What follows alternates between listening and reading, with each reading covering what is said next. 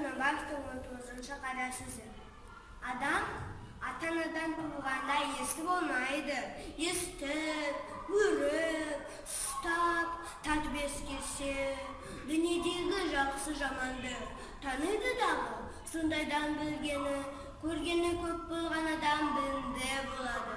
Естілерін айтқан сөздерін ескеріп жүрген кісі өзі естіп болады. Әрбір естілер жеке өзі іске жарамайды.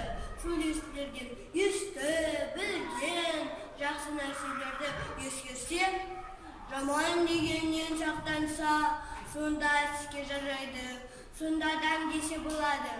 Мұндай сөзді естігенде шайқақтап, жолықтанып, не салбырап, салғырттанып естісе, не естіген жерде қайта сұрап бұған деп тұшынбаса, не сол жерде сөздің жасына көзі жетсе де шыға беріп, қайта қалпына кетсе, естіп естіпей не керек? Осындай сөз танымайтұғын елге сөз айтқанша, өзіңді танитұғын шошқаны баққан жақсы деп бір хакім айтқан екен. Сол секілді сөз болады.